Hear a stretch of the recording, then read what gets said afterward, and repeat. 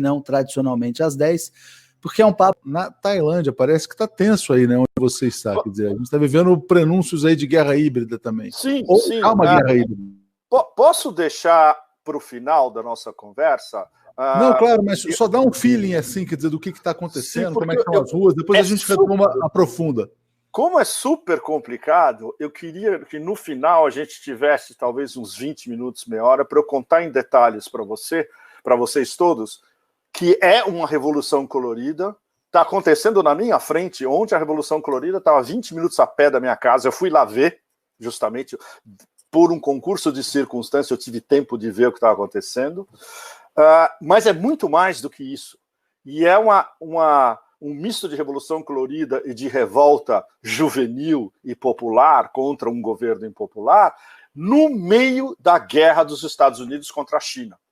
Porque a Tailândia é um dos países chaves no meio dos dois. E os Estados Unidos querem que a Tailândia faça uma escolha que para eles é absolutamente impossível, porque eles estão na Ásia e eles estão na área de influência da China. Então eu queria tentar colocar isso para vocês em vários níveis, para mostrar como é uma situação hiper complexa e anunciar para vocês que a gente está vivendo aqui, entre aspas, num estado de emergência severa, nas palavras do próprio governo, que é um passo anterior ao que pode estourar nesse fim de semana, que é um estado de sítio e um toque de recolher, que seria das 8 ou 9 da noite até as 6 da manhã.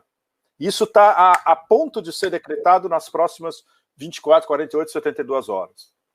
Mas só te fazendo uma pergunta, isso tem alguma coisa a ver com Covid, protestos contra restrições, ou não tem nada a ver com coronavírus? Não, é uma revolta é uma revolta em 3 partes, basicamente.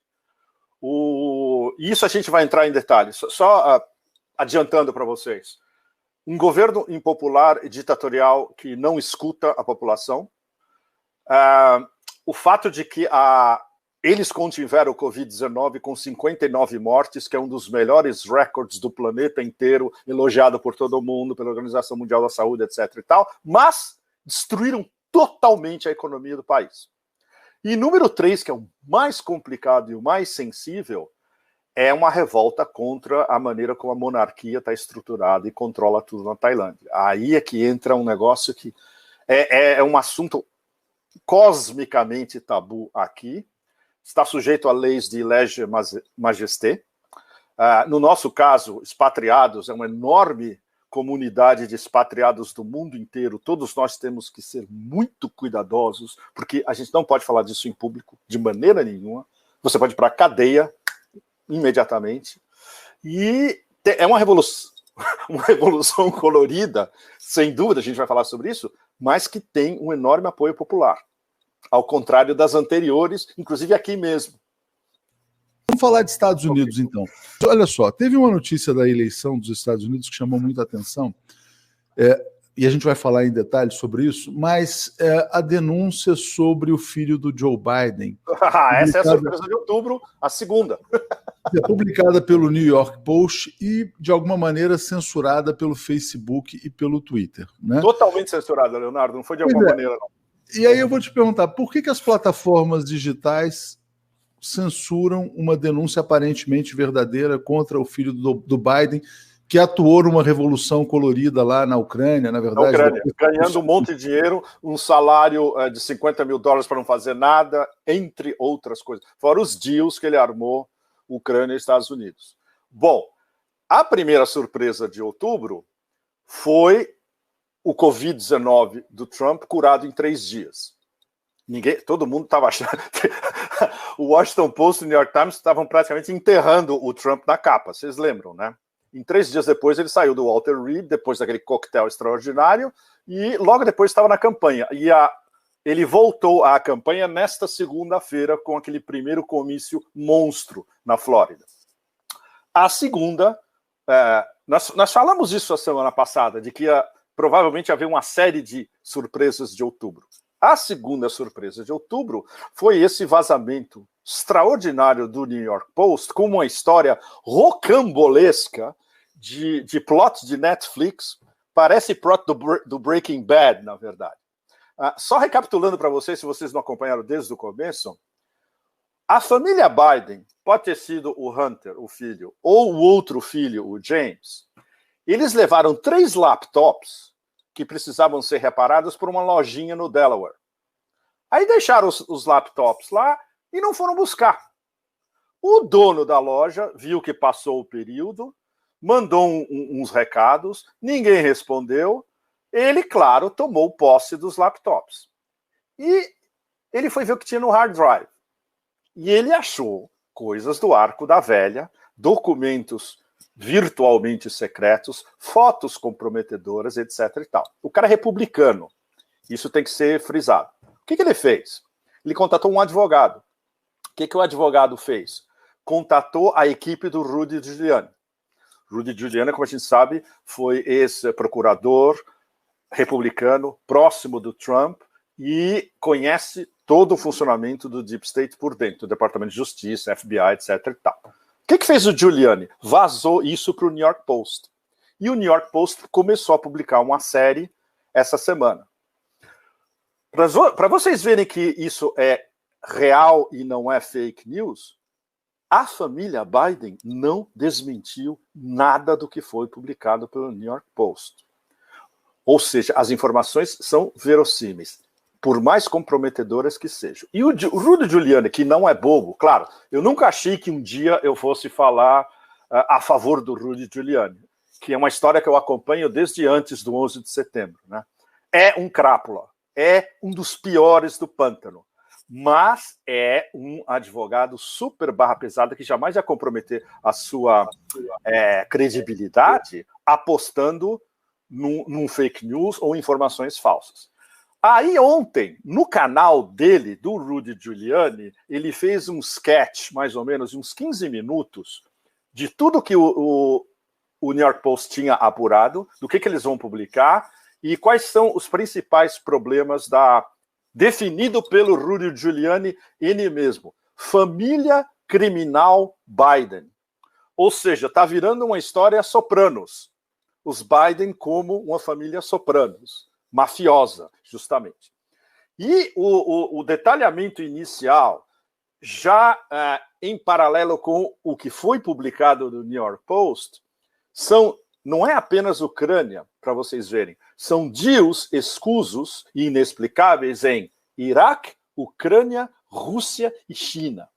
Ou seja, é uma vasta operação de tráfico de influência, de salários invisíveis, de recomendações, entre aspas, para ter um encontro com, na época, o vice-presidente Biden na Casa Branca. E isso tem uma das partes do que foi revelado, é uma história escabrosíssima. É um grupo chinês que estava tentando armar um encontro com o Biden na Casa Branca. Um grupo chinês super poderoso de business. Não conseguiam. Usaram um amigo do Hunter, que usou o Hunter para armar esse encontro dos empresários chineses na Casa Branca com o Joe Biden. E isso está documentado, Leonardo, nos e-mails. É brutal. É brutal. É tão brutal que gerou justamente o que você estava comentando agora há pouco, a censura explícita tanto do Facebook quanto do Twitter. Como a gente sabe, o Big Tech aposta, joga, apoia, inclusive financeiramente, os democratas. A gente já conversou sobre isso, que a Kamala Harris é a candidata do Big Tech. Mas só para explicar, esse New York Post, Pepe, ele é um jornal tido como um jornal um pouco escandaloso, mas... Escandaloso, é um tabloide, escandaloso, sem dúvida. E você sabe quem é o dono? Rupert Murdoch. Ah, do Murdoch. Mas isso é importante, Leonardo, porque nos dá o choque direto entre nova mídia e velha mídia. Resumindo para vocês, Silicon Valley, Twitter e Facebook, censurando New York Post, que pertence a Rupert Murdoch, que é um jornal tradicional, é um dos jornais mais antigos dos Estados Unidos, se não o mais antigo, se eu me lembro, é um jornal do fim do século XIX, é a guerra da nova mídia com a velha mídia. E Silicon Valley quer destruir com a velha mídia. Não é só, por exemplo, o Google fazendo agregação de notícias dos jornais, como a gente vê todo dia no Google News. O que é o Google News? Eles vão na mídia inteira e fazem uma agregação. Então tem muita gente que não lê os jornais, você entra no Google News e você vê as manchetes dos Estados Unidos inteiro, do mundo inteiro, dependendo de onde você estiver, você não precisa nem ler os jornais. E isso está começando a destruir também os jornais que foram obrigados a fazer, como é que chama? Paywall e, como é que chama? Subscriptions, como é que chama? Assinaturas, né? Para, pelo menos, começar a chamar os leitores novos. E isso tem vários graus de sucesso, em muitos casos insucesso, que as pessoas se recusam a pagar por informação na internet. Se elas podem ter de graça no Google, entende? E o Facebook quer fazer exatamente a mesma coisa. Eles querem usar o newsfeed, que a gente recebe todo dia do Facebook, para jornalismo. E para você acabar de vez com o fato de você ler o seu jornal de manhã. Dessa vez você acha que todas as Big Techs estão fechadas com Biden e Kamala, então? Não, isso está completamente... todo mundo nos Estados Unidos sabe disso, que Big Tech vota irrestritamente com os democratas. Eles estão em choque com o Trump já há algum tempo. E tem a ligação Big Tech Deep State, que essa é a ligação X da questão. Esses contratos de Google com o departamento com o Pentágono e com a CIA. Jeff Bezos é super próximo do Deep State. O Zuckerberg não tem nenhuma ligação com republicanos, só com democratas e democratas Califórnia, né? A Califórnia, como a gente sabe, é um estado 90% democrata. Então, esses choques todos, esse jogo de espelhos de choque está se refletindo agora. Então, por exemplo, você vai na Fox News, que também é do Murdoch, é uma avalanche anti-Big Tech, mas toda noite, em todos os shows principais de maior audiência da Fox News, os caras caem matando em cima, não só dos democratas, como de Big Tech, e mostrando para os leitores essa ligação direta. Ou seja, a guerra digital passa por isso também. Esse é um capítulo essencial da guerra digital. E o Murdoch, muitos de vocês do Brasil sabem que o Murdoch passa aí aquela série Sucessão. Passou no Brasil, né? Não me lembro se é Netflix, mas enfim, foi bastante comentado. Essa série Sucessão, ela é baseada, as linhas gerais são baseadas na família Murdoch, que é é o pior da oligarquia, monopolística, rapaz, predadora, que faz deals a nível de governo lá em cima. Então é super barra pesada. E isso os democratas vendem como... Não, nós temos que nos livrar desse tipo de influência. Especialmente que o Murdoch é cidadão americano também, ele é dono de empresas... Imagina, estúdio, todo o Império Fox, mais aqueles jornais todos, mais o império global de mídia dele, tem o Times em Londres, todos aqueles jornais australianos, etc. E isso, essa parte do establishment democrata, que vota democrata, e para os doadores democratas, nós temos que nos livrar desses caras. Claro que, evidentemente, ninguém fala das práticas da família que controla o New York Times, por exemplo, da família que controla o Washington Post, ou da Time Warner, por exemplo, que é um bastião, é uma fortaleza dos democratas também, né? Como o consumo de informação hoje é eminentemente digital, essas plataformas determinam o alcance. E o Trump ficou possesso com isso, né? O Trump foi ao Twitter, ficou irado, denunciou, enfim. Não, toda a máquina republicana, Leonardo, não só o Trump. E para você ver como funcionou, o Jack Dorsey, CEO da Twitter, ele fez um tweet dizendo que a maneira como isso foi tratado é, nas palavras dele, inaceitável. E aí voltou. Os tweets do New York Post voltaram ontem ainda. Isso prova para você como o blowback foi pesado, porque vira de ponta cabeça aquele mito americano, que é um dos 4 ou 5 mitos fundadores de liberdade de imprensa que eles vendem para o mundo inteiro. Aqui é a pátria da liberdade de imprensa. Não é mais. E isso ficou mais do que provado. Por exemplo, eles estavam justificando essa censura ao New York Post, dizendo que foi um hacking ilegal. Não foi um hacking ilegal, foi um material encontrado num laptop dos implicados, de um dos implicados. Assim como eles vendiam a história de que o Russiagate, a dita teórica intervenção dos russos na campanha eleitoral da Hillary, foi um hacking. Não, foi um cara que tinha um USB, um pendrive, foi lá nos servidores do DNC e tirou aquele material e passou para frente, e foi cair na mão da Wikileaks. Né? Aproveitando aqui, Pepe, compartilhando notícia de hoje da agência Sputnik, eles relatam que um jornalista russo ficou detido no aeroporto de Nova York durante mais de 8 horas prestando interrogatório, porque estava entrando nos Estados Unidos, e aí tinha essa discussão se os jornalistas russos podem ou não cobrir a eleição nos Estados Unidos. Né? Então a liberdade é claramente ameaçada. Sem dúvida, Leonardo, a animosidade, a hostilidade e a guerra híbrida não disfarçada entre os Estados Unidos, Rússia e China extravasou para a imprensa também, completamente. Nossa, é engraçado, porque eu queria estar lá agora, você sabe, né? E a embaixada americana são meus vizinhos aqui. Tem relações cordiais, eles sabem quem eu sou, eles sabem quem o Asia Times é, eles leem o Asia Times em Washington, então é diferente. Aí eu conversei com eles, falei, escuta, vocês me dariam um visto de imprensa se eu quisesse ir? Eles falaram, não, tudo bem, teu visto de imprensa a gente pode dar em 2, 3 dias, o problema é você voltar para cá, sem dúvida, porque viajar dentro dos Estados Unidos até teria uma certa margem de manobra, mesmo com os mini lockdowns aqui e lá. O problema seria voltar para cá, justamente. Porque aqui está fechado, né? O Joe Biden cometeu mais uma vez um ato falho, não sei se você viu. Vários. Ele dizendo que é uma alegria disputar o Senado mais uma vez. Ele está dando essas demonstrações de não estar num bom estado. Você recebeu o que eu te mandei agora há pouco, Leonardo? As fotos que eu te mandei agora há pouco, você tem como abrir para mostrar para as pessoas? Já abro aqui, já abro. Vai falando aqui, eu já abro aqui. Tá legal. Olha, eu mandei agora há pouco para o Leonardo 2 fotos absolutamente extraordinárias que um dos meus leitores americanos me mandou ontem, comparando os comícios do Biden com os comícios do Trump. Bom, os comícios do Trump, ontem, para vocês terem uma ideia, o Trump fez 3 comícios. Ele fez 2 comícios na Flórida e um comício na Geórgia. E estava indo de um para outro de avião.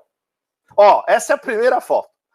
Olha o espetáculo desse comício do Biden no Arizona. Tem esse palquinho aí que vocês estão vendo, um Mustang lindo, que me parece um 65 ou um 67 estacionado do lado. E olha o que vem do lado, que é a próxima foto que eu mandei. O teleprompter gigante. Tem que botar esse teleprompter gigante. Vocês estão vendo essa setinha amarela aqui? Pois é, essa é a setinha amarela que o Biden tem que ficar concentrando para ele poder ler esse teleprompter intergaláctico na frente dele. E olha a plateia. Não tem literalmente ninguém. Teve um comício no Arizona na semana passada que contaram, para vocês terem uma ideia, tinha 8 pessoas. 8 pessoas. Aí eu mandei para você também um link do comício na Geórgia do Trump ontem à noite. Eu estava vendo isso live aqui, hoje, na minha manhã, né? Um mar de gente, mas um negócio absurdo. E um dos da Flórida, teve 3 ontem, né? O primeiro da Flórida ontem, sensacional, porque ele tem aqueles estradinhos da imprensa, onde eles botam aqueles estradinhos para as câmeras, né? A uma certa distância do palco. Aí tinha uma imagem absolutamente sensacional. Tava todo mundo lá, um mar de gente tocando o YMCA, sabe? Eye of the Tiger, sabe aquela trilha sonora? Veio lá? Aí vem o Air Force One aterrissando aos poucos de longe, uma imagem sensacional. O Air Force One vem aterrissando aos poucos, devagarzinho, vem chegando, taxia na pista inteira, para na frente daquele monte de gente do palco, dá um tempo, o Trump desce aquela escadaria, acena para todo mundo, fica aquela histeria de massa absoluta, aí ele vai, anda um pouquinho e sobe no palco. E tinha, segundo quem estava lá, inclusive, várias rádios americanas fazendo como é que chama, uma ideia, 90 mil pessoas, pelo menos. Então, quando você compara isso ao nível diário, pode ter um comício, pode ter 3 comícios, mas agora ele está direto, ele voltou desde segunda-feira, mas ele está em campanha de estado para estado. E você compara com esse ônibusinho Biden-Harris, estacionado num parking lot de subúrbio, patético, com aquele palquinho vagabundo, o teleprompter gigante e ninguém vendo, isso é mais uma indicação de que, como em vários lugares da América Profunda, é um avalanche Trump, o que é exatamente o que as minhas fontes em Nova York, os meus amigos que há 4 anos atrás estavam me falando exatamente a mesma coisa, nessa mesma época, 14, 15, 16, 17 de outubro, exatamente na mesma época, eles estavam me dizendo, não confie nos números, vai dar Trump. A diferença... Pepe, mas essa pergunta aqui da Artemisia, que é a nossa assinante, tem alguma coisa de torcida sua ou é só uma análise? Eu entendo essas perguntas, mas quantas vezes a gente tem que falar que geopolítica não é jogo de futebol, não é torcida. Geopolítica é um jogo muito sério. O que está em jogo nessa eleição americana é para lá de sério, não só para os Estados Unidos, mas para o planeta inteiro, o Brasil incluso. O meu papel como jornalista independente é explicar para os meus diversos públicos, o meu público global, o meu público americano, que é enorme, e agora o meu público brasileiro, o que está acontecendo. Se vocês querem a minha opinião pessoal, é a opção entre o inferno e o inferno. E é muito pior. É pior do que uma iluminura do Bosch. Tudo é um horror, porque todas essas máquinas são corruptas. O que a gente precisa fazer, em termos de jornalismo independente, todos nós que estamos trabalhando nisso, é explicar para as pessoas as maquinações por trás desse jogo, como isso é sério, como a população americana está sendo engabelada pela própria mídia hegemônica americana. E tem alguém perguntando em quem eu votaria? Eu anularia o meu... Se eu fosse americano e fosse votar, eu anularia o meu voto e ainda botava um monte de palavrões. Sabe aquelas cobrinhas dos cartoons? Não, mas é importante porque... o Pepe é eleitor do Trump. Não, mas olha, eu entendo porque as pessoas fazem essas perguntas. É normal. O meu Facebook, quando certas coisas que eu posto, vem uma avalanche de americanos dizendo que eu sou trumpista. Como, às vezes, eu sou putinista. Como eu sou Xi Jinpingista. Como me chamam de Pepe Beijing. Mas esse é o abacaxi do nosso trabalho, é explicar para as pessoas e fazê-las pensar em conjunto tudo isso que está acontecendo. Não é uma questão de partido. O fato de que, por exemplo, um monte de gente, nós, jornalistas independentes, estamos todos debruçados nessa eleição o dia inteiro, praticamente, já há alguns dias, e vai ser até o dia 3, é que a gente sabe que o que está em jogo é um negócio monstruoso e que é um engabelamento de jogo de espelhos concatenado, onde pelo menos a gente pode mostrar para as pessoas, olha, vocês estão sendo enganados nessa história. A história, por exemplo, da censura do Facebook e do Twitter. E como a gente conversou, até o CEO da Twitter percebeu que aquilo não é desse jeito, que não é assim, e que ia ter uma pressão contra, como teve. Né? Porque saiu uma entrevista essa semana muito interessante do Thomas Shannon, que foi embaixador do Brasil. Eu sei. Sim. Me mandaram isso. Isso, sim. E o Thomas Shannon dizendo, olha, não, o Brasil vai voltar a ser valorizado no governo democrata, etc. e tal, aquela coisa toda. E ele teve um papel decisivo, né? Ele foi uma peça fundamental no golpe contra a Dilma aqui no Brasil. Exatamente. Alguém perguntou isso para ele, Leonardo, na entrevista? Não perguntaram, porque na verdade são veículos de comunicação alinhados com o golpe de Estado no Brasil. Claro, foi o valor econômico. Mas, de qualquer maneira, eles posam de uma maneira, não, vai ser bom para o país, etc. e tal. E nenhuma menção ao fato dele ter sido embaixador naquele período trágico. Embaixador naquele período, exatamente. Então, isso te permite agora passar por esse ponto. Quais são as implicações de um governo Biden para o Brasil, na sua opinião? Posso deixar isso para o fim do mês, Leonardo? Porque antes eu quero escrever uma longa coluna detalhando, inclusive, os nomes e o que esses nomes significam, depois a gente conversa em detalhes na véspera da eleição, porque a gente pode dar um breakdown dos nomes todos e aí identificar quem é esse cara aqui. Ele é um obamista. O que ele estava fazendo na administração do Obama? Isso. Quem é esse cara aqui? É um imperialista humanitário. Qual que é a dele? Pá, pá, pá. Quem é esse cara aqui? Ele é um republicano que migrou para os democratas. Ele é daquela turma Never Trumpers. Nunca Trump. Então, isso precisa ficar bem claro para vocês todos, para mostrar em detalhes algo que eu diria que uma minoria independente crítica nos Estados Unidos sabe, que com um governo democrata, provavelmente Kamala Harris, porque ele está no limite, literalmente, e essa foto que a gente mostrou do teleprompter é mais um sinal, vai ser uma coisa como as 7 guerras oficiais e não oficiais da administração Obama. Vocês lembram muito bem que eles estavam em guerra no Afeganistão, na Somália, no Iêmen, no Iraque, na Síria, na Líbia. 7, mais as operações que a gente chama Black Ops, as operações negras escusas, subterrâneas, da CIA. Com os democratas vai ser a mesma coisa. Só dando uma pincinha antes da nossa grande discussão, a candidata principal para ser a chefe do Pentágono, a Michelle Flournoy, que trabalha atualmente num think tank de Washington, ela é a Falcão Mor do Pentágono. É um negócio barra pesada de guerra quente, não é nem de guerra híbrida.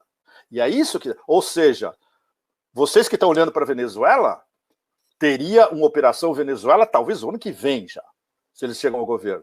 Vocês que estão olhando para a Síria, ia ter um incremento daquela posição americana no nordeste da Síria, onde por enquanto eles estão só roubando petróleo. Mas o negócio pode expandir de novo. Tirar a tropa do Afeganistão? Não vai tirar. Tirar a tropa do Iraque? Não vai tirar também. Então tudo isso está embutido num governo, futuro governo plausível, democrata. O Brasil fez um exercício de guerra contra a Venezuela durante a vinda do Mike Pompeo aqui. Gastou 100 milhões de reais ali numa brincadeirinha militar, etc. e tal. Coincidência, né? Coincidência. Então você acha que o governo democrata pode trazer a guerra quente para a América do Sul? Não acho, não. Isso é certeza absoluta, porque, mais uma vez, isso não tem nada a ver com republicanos e democratas. Isso é um consenso bipartidário do Deep State, de que a Venezuela é nossa, entre aspas. E aquele petróleo que está na fronteira da Venezuela com a Guiana, não explorado, que são reservas estapafúrdias, eles querem isso também.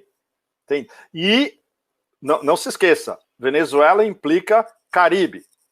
Caribe é um lago americano. Na cabeça do Deep State, lago americano, a gente tem que controlar tudo. Não pode ter um país que se diz independente, fronteiriço ao Caribe.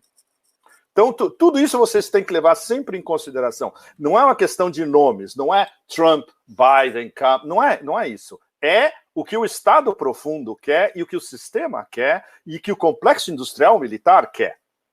Então, e como esses operadores que votam democratas dentro do complexo industrial militar são a maioria hoje e vão votar democratas, incluindo o que nos dá uma dimensão ainda mais sinistra, os neocons. Aqueles caras que iriam as 7 guerras, 7 guerras em 5 anos. 7 países em 5 anos, como disse o general Wesley Clark na época, que era ex-comandante da OTAN, naquele dia que ele foi visitar o Pentágono e soltaram isso para ele. O que eles queriam conquistar? Que o Iraque era só o Afeganistão e o Iraque era só o começo. E aí vinha a sequência: Líbia, Síria, Líbano e o Holy Grail, que era o Irã. Esses caras estão dentro dessa máquina pró-democrata nessa eleição e estão dentro do Deep State, e alguns deles vão fazer parte do gabinete Biden-Harris. E é isso que é legal a gente discutir no fim do mês com os nomes. Aí eu vou tentar explicar para vocês as posições de cada um deles e que, cargo eles vão ter numa possível administração Biden-Harris. A derrota do Trump não representaria um enfraquecimento na indústria das fakes que destroem o Brasil e o mundo? Pelo menos esse ganho, esse efeito? Olha, a pergunta é muito boa, porque, veja bem, a indústria de fake news é bipartidária também. Não se esqueça que os conservadores e os ultraconservadores e a extrema-direita joga fake news tanto quanto a dita a esquerda progressista ou a galáxia democrática nos Estados Unidos. Então, olha, eu não vejo um enfraquecimento de fake news, porque esse ecossistema que depende de fake news já está instalado. O que tem a ver com aquela discussão que a gente teve na live passada, da perda de confiança e da polarização extrema, não só nos Estados Unidos, como no Ocidente inteiro, e especialmente do Ocidente contra partes do Oriente. Então, essa polarização implica uma avalanche de fake news de todos os lados e a incapacidade dos cidadãos de terem um senso crítico e uma qualidade de informação suficiente para distinguir o que é uma notícia verdadeira e o que é fake news. Então, tudo isso joga com o fato dessa desorientação dos cidadãos ser justamente cada vez mais intransponível, na verdade. Que é o tal do Russiagate, né? Essa baboseira de que a Rússia influencia nas eleições.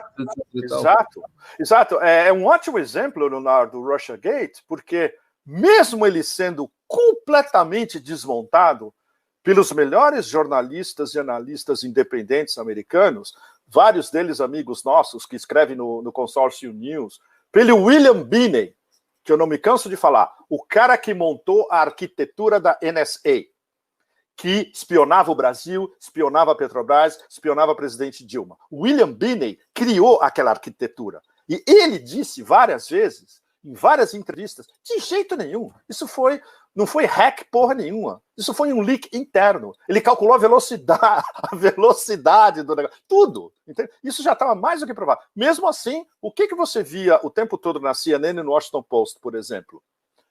Russiagate. Ou seja, eles, ditos paladinos da liberdade de informação e da imprensa livre, estavam vendendo fake news. Gente, sim, sem dúvida. Porque extrema-direita, mas não necessariamente enfraquece a máquina de guerra. Eu acho que essa nuance que tem que colocar. Exato. Que muita gente... Bom, eu diria que o grosso da opinião pública no Ocidente não entende que a maquinaria de guerra é uma história sistêmica. Independe de política. O sistema, o complexo industrial, ou como o Ray McGovern, nosso amigo, define, a sigla dele é maravilhosa, é MICIMAT, com 2 T's. Aí traduzindo o acrônimo em inglês, MICIMAT, Complexo Industrial, Militar, de Inteligência, Segurança, Think Tanks, Mídia, etc. e tal. Ele juntou tudo, porque o complexo entra Think Tanks e mídia, que é formação de opinião pública, ou desinformação de opinião pública.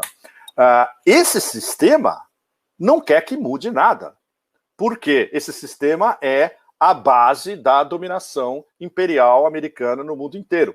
Entra o império das bases, né? Mais de 800 bases espalhadas pelo mundo inteiro, entra a dominação do sistema financeiro, entra a dominação dos bancos centrais, entra Wall Street, tudo isso. Então, esse é o sistemão hegemônico desde o final da Guerra Mundial, desde 1945.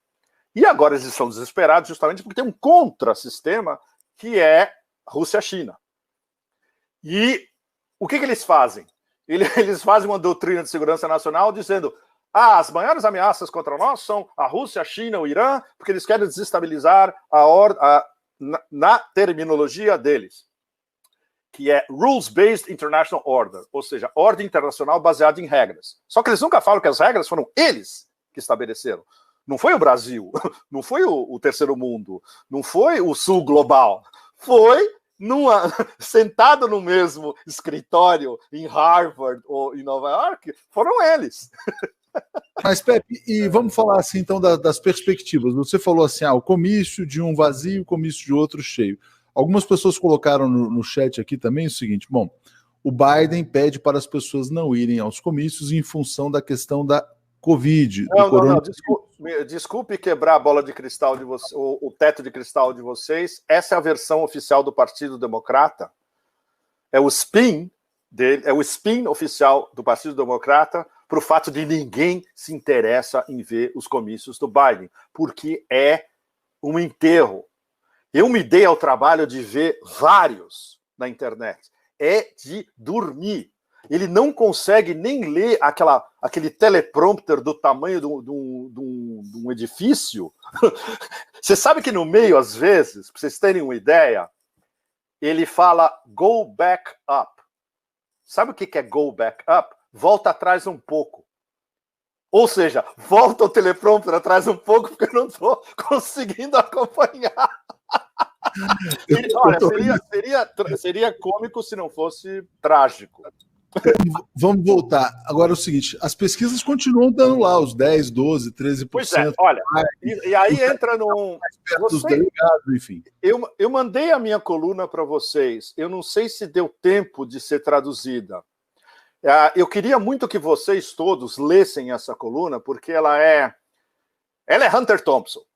Tinha me baixado o espírito do Hunter Thompson cobrindo a campanha do Nixon em 72. É gonzo. Eu caí matando. Eu escrevi essa coluna ouvindo Sex Pistols, pra vocês terem uma ideia. Maravilha! E o título... o título tem uma brincadeira no título que em português não passou. Presidente Punk, sem dúvida, porque era POTUS Punk. POTUS é o acrônimo em inglês para presidente dos Estados Unidos, né? POTUS. Então, POTUS Punk contra... Aí eu fiz uma brincadeira com os democratas. Dementia original é demência democrata, não o democrata demente. É a demência do partido. E isso no título em inglês, no título em português está diferente, porque ele centraliza a história no Biden em si. O meu interesse era mostrar, como está na coluna, a demência do partido inteiro, na verdade. Primeiro pelo fato suicida de apostar uma eleição num sujeito que está num processo de... Ele está caminhando para um Alzheimer's pesado. Eu já tive experiência de ver Alzheimer's direto, e na hora, desde o começo eu matei. Esse cara está caminhando para o Alzheimer's e vai ser rápido. É muito triste a história, porque ele está sendo, no fundo, usado. Claro, tem todo o lado de ambição pessoal dele, tem o lado da família criminal Biden, e tem um lado que ele está sendo explorado também, porque é um senhor que vai estar a caminho de ir para uma casa de repouso, no fundo. Ele não tem condições de dirigir os Estados Unidos. E isso você vê toda semana. Você vê nos debates, você vê no andar, você vê naquele olhar mirando o infinito, que é quando você já está num processo de demência que começa a avançar. É muito triste, muito chato a gente ter que tocar nesse tema, mas é extremamente realista. O lado do punk, quando eu falo o lado do POTUS, eu pensei até em fazer como é que chama? Um novo lema. Make America Punk Again, em vez de Make America Great Again. Vocês sabem quem endossou o Trump ao vivo, numa entrevista, em várias entrevistas, inclusive uma para a BBC? O Johnny Rotten do Sex Pistols, John Lydon, que era o grande ícone punk dos anos 70. Hoje é conservador, ele mora numa casa milionária em Venice, na Califórnia, do lado em LA, e ele deu uma entrevista dizendo que o Trump, pelo menos, ele era autêntico, e que ele era uma salvação para os Estados Unidos, porque os Estados Unidos estava sem rumo nenhum. Nada mais punk do que isso, porque você vê um velho punk que iniciou o punk, elogiando um presidente que é, no fundo, totalmente punk, porque o sistema inteiro está contra ele. Veja bem, por favor, isso não é um endosso. Eu estava apenas registrando esse encontro dos punks. Johnny Rotten encontra Donald Trump, né? Acho que escapa ao Pepe que para muitos brasileiros a identidade entre Trump e Bolsonaro é tão grande que fica difícil não torcer para a derrota do republicano. É por isso que o repúdio é geral. Eu entendo perfeitamente Trump. E vocês têm razão, sem dúvida. O que eu estou tentando explicar para vocês são as nuances da história. Sem dúvida, se houver uma vitória Trump, do ponto de vista do Brasil, vai ser o horror vai continuar, na verdade. Porque esse apoio que o sistema Bolsonaro tem, vindo da matriz da grande potência, nossa, isso é uma base de sustentação inigualável e vai continuar, sem dúvida. Isso não quer dizer, vejam bem, que num governo democrata o Brasil seria considerado com um pouco mais de respeito. Não se iludam, porque aí entra a lógica do Deep State. A preocupação principal do Deep State é... Bom, no momento, a gente tem dois problemas sérios na América do Sul. A Argentina voltou a um governo progressista, a gente vai ter que cair matando em cima da Argentina. Então, o problema é da Argentina, não do Brasil. O Brasil está no papo. Do ponto de vista do Deep State, o Brasil está no papo e isso inclui um general brasileiro no SOUTHCOM, no Comando Sul. Mais no papo do que isso é impossível. E a Venezuela, que a Venezuela, como a gente já estava conversando, é um consenso do Deep State. Ou seja, tem que fazer uma derrubada de regime na Venezuela. Porque o que está lá não nos interessa e está do lado do Caribe. Aí entra a história da geopolítica regional. Tá? Então, é importante vocês terem sempre presentes de que a escolha é entre o inferno e o inferno. Pepe, até aproveitando o fato de você ter mencionado a Argentina, sim. O Celso Amorim falou conosco nessa semana, dizendo: a guerra híbrida é permanente aqui na América do Sul e a Argentina é potencialmente um alvo. Ele está muito preocupado com o que se passa na Argentina. Mas o Celso está certíssimo. Certíssimo. A Argentina é o alvo, e é o alvo dos dois, né? É o alvo da máquina republicana, da máquina, mais uma vez, é o alvo do Deep State. Eles querem desestabilizar a Argentina, seja como for, e usando quem, mais uma vez? O cavalo de Troia. Macri. Macri, que veja bem, Macri é um elo da máfia, da 'ndrangheta italiana.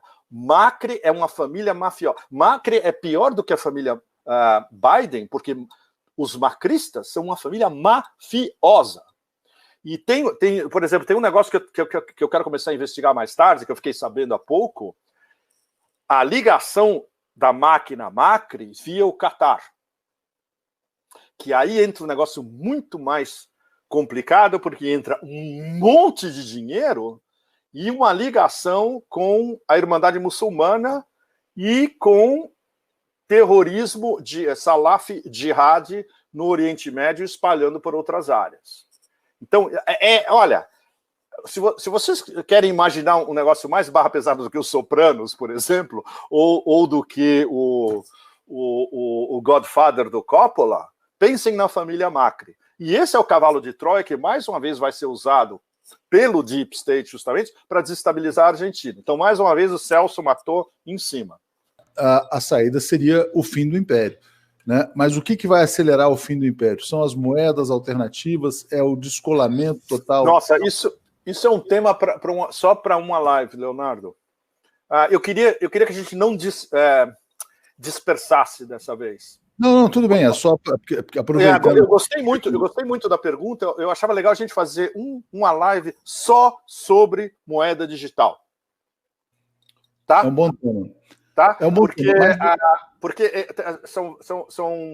na verdade, a gente vai ter uma guerra de moedas digitais. A gente vai ter, fazendo um resumo muito rápido, não respondendo a pergunta, mas um resumo muito rápido.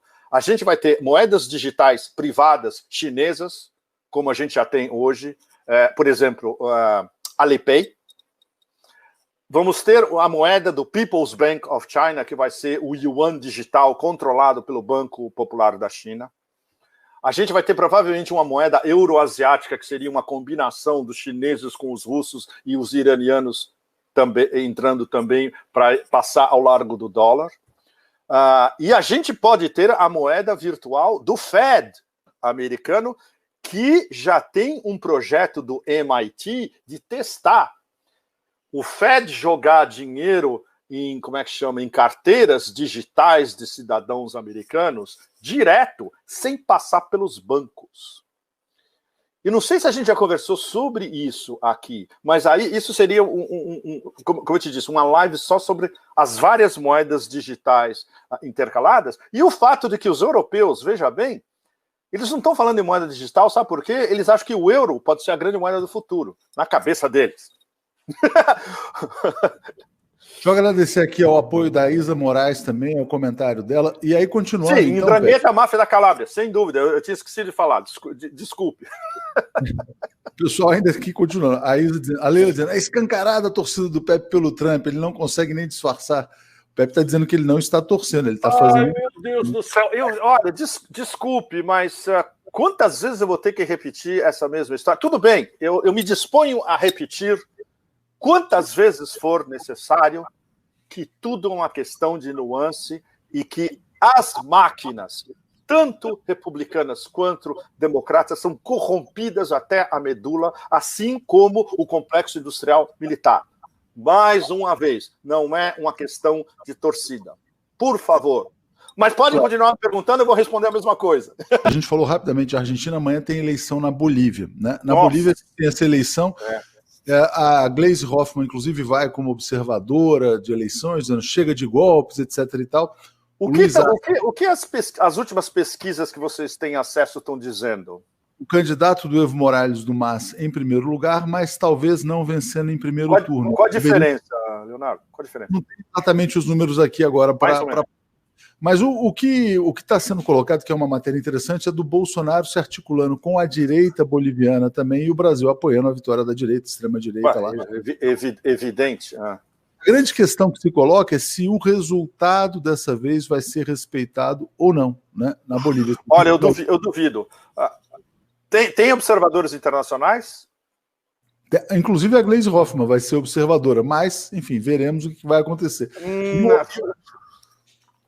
Eu não acredito, porque, mais uma vez, veja bem, não só é do interesse do Deep State, como é do interesse de personagens tipo Elon Musk. Bolívia tem as maiores...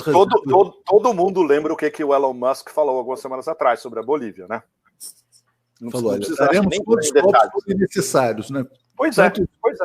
Tanto os golpes quanto forem necessários. O Ocelo fala, entre inferno e inferno, escolho o inferno. Pois e isso, para vocês no Brasil, é absolutamente trágico, porque o Brasil, a Argentina, a América do Sul inteira, vocês estão nas garras, justamente, regionais do Império, que está cada vez mais como um cão possesso, descomunal, porque eles veem que eles estão perdendo as áreas de influência aqui, na Ásia inteira. Eles criaram uma inimizade com a União Europeia que vai ter sequelas super pesadas. É um negócio que, claro, Bruxelas, como vocês sabem, é uma pintura do Magritte, né? É um bando de como é que chama, de burocratas de quinta, numa situação absolutamente surrealista, e muitos deles são atlanticistas, eles defendem o Império, sem nem saber que eles estão defendendo o Império. Mas tem muita gente lá super bem qualificada, super bem educada, e que tem um espírito de independência nacional de cada uma das nações que compõem a União Europeia, e que tem uma visão de como a União Europeia podia ser um salto à frente, politicamente e diplomaticamente. Entende? Está um clash total. E o que uma grande proporção agora da máquina de Bruxelas está pensando é que não dá mais para ter diálogo com os americanos. Ou seja, esse atlanticismo, que era a base da geopolítica do Ocidente desde do fim da Segunda Guerra Mundial, está desmontando. E isso a gente deve, em grande parte, à administração Trump. Ou seja, supondo que haja um Trump 2, esse clash transatlântico vai ser cada vez mais acentuado. O que, se a gente está pensando em termos de um terceiro caminho, é um bom caminho, o que implicaria uma aliança da União Europeia mais próxima com Rússia e China. Isso está muito distante, evidentemente. Eu estou falando de uma hipótese para frente. Diga. Muitas pessoas fazem essa análise, inclusive, de que o Trump acelera o fim do império. Mas né? Ele acelera... Olha, isso acho que está claro para todo mundo, para vocês que estão nos escutando, para uma boa parte da América, para a maioria da América Latina, eu diria, para uma boa parte da Europa e para quase todo mundo aqui na Ásia, de que Trump 2 ia acelerar um processo quase como a queda das Torres Gêmeas, entende? O problema é que, claro, quando cai, vem todos os efeitos colaterais, evidentemente. Mas ia acelerar muito. Ou Trump 2 ou a própria confusão eleitoral que vai haver no dia do resultado, reconhecendo... É inevitável, ou seja, preparem-se para uma tríade de meses, novembro, dezembro e janeiro, que pode ser um negócio tóxico, em todos os sentidos. A estratégia principal dos republicanos, caso seja um resultado que não seja definitivo no dia 3, ou seja, não chega ao número aos 270 mágicos de nenhum dos dois lados, e isso fique dependendo do voto por correio. O que os republicanos já estão dizendo que vão fazer? Eles vão jogar essa bola para frente, eles vão criar como é que chama? Um terremoto legal contestando as eleições. Eles vão contestar os votos pelo correio. Esse negócio vai rolar e pode chegar eventualmente à Corte Suprema, onde adivinha quem vai estar lá. Ela que passou esta semana todo dia defendendo o seu conhecimento de lei, que é, sem dúvida, aprofundado, mas a sua capacidade de ficar em cima do muro totalmente, a Amy Barrett. O que dá o quê? 6-3 para os republicanos na Corte Suprema, Leonardo. Mas tem essa pergunta do Bruno Andrade. O risco de uma guerra dos Estados Unidos com China ou Rússia é maior com Trump ou Biden? Onde que está a maior... Essa precisaria uma resposta em gradações. Veja bem, o que eu estou ouvindo dos meus interlocutores em Nova York, os melhores, são businessmen, gente de indústria de óleo e energia e banqueiros de Wall Street, que a gente tem esse diálogo há anos, e foram esses caras que há 4 anos marcaram em cima. Foram eles que me disseram 10 dias antes da eleição que ia dar o Trump. E eu não acreditei, como muitos outros não acreditaram. E depois eles me contaram porque eles já sabiam disso. Porque eles tinham números internos que não estavam na mídia e que não estavam nas pesquisas.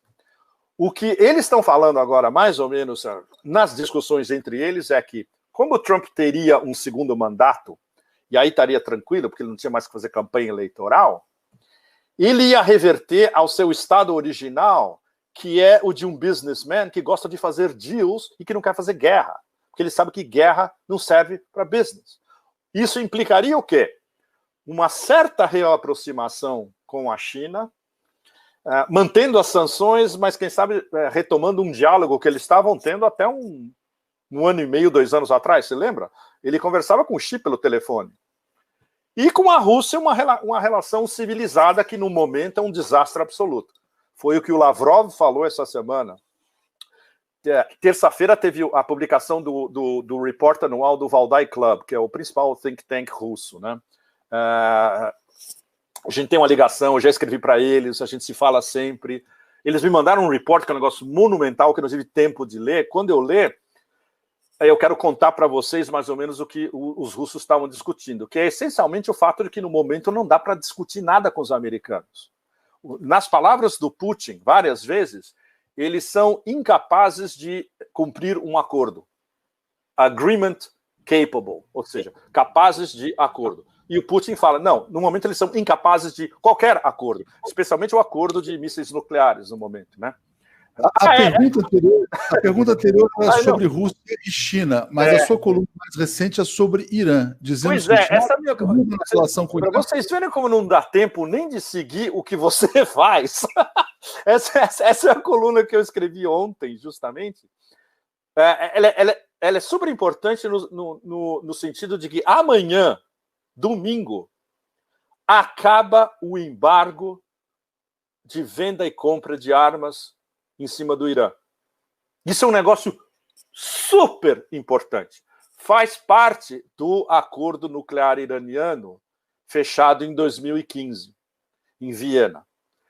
Uma das coisas que vocês lembram que a mesa era um negócio super complicado. Eram americanos, russos, chineses, os iranianos, os dois da União Europeia, a Inglaterra e a França, e a Alemanha também.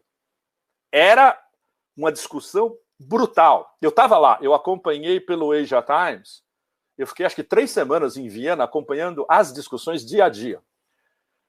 E aí, qual foi a cenoura que eles armaram para conseguir vender finalmente para os americanos o texto final? Olha, junto com a história nuclear, a gente bota uma cláusula prorrogando por 5 anos que o Irã não pode nem comprar nem vender armas.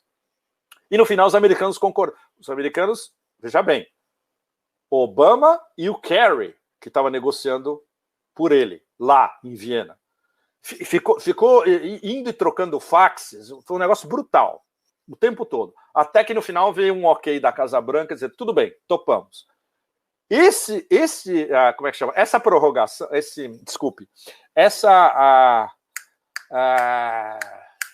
esqueci em todas as línguas. Esses 5 anos acabam amanhã. Então, a partir de amanhã, o Irã pode tanto vender armas, que eles têm uma indústria bélica bastante desenvolvida, quanto comprar, por exemplo, caças Su-35 russos, sistema de defesa de mísseis S-400, etc. e tal. Obviamente, os americanos estão desesperados. O Pompeo chegou ao ponto de que ele fez uma tour tentando convencer todo mundo para estender o embargo. Dançou. Ou seja, foi mais uma derrota diplomática da administração Trump. Então, a partir de amanhã, o Irã está livre dessa história e os russos já falaram, tudo bem, vendemos tudo que vocês quiserem e podemos até montar uma fábrica para vocês para fabricar caças de guerra no Irã. Ou seja, isso já está mudando o cenário geopolítico dessa área, né? Sudoeste da Ásia, Golfo Pérsico, as monarquias árabes, etc. E a gente ainda não sabe o que isso pode reverter num futuro próximo e, evidentemente, para a ira tanto de uma administração Trump 2 quanto dos democratas, porque agora eles sabem que essa indústria bélica do Irã, que já é suficiente para conter os Estados Unidos no caso de algum Dr. Strangelove deles resolver atacar o Irã, eles sabem que a barra ia ser muito pesada. E agora, eles podendo comprar armas de última geração, tanto da Rússia quanto da China, essa hipótese americana, aquele sonho do Deep State de atacar o Irã, morreu. Por isso que isso é tão importante, né?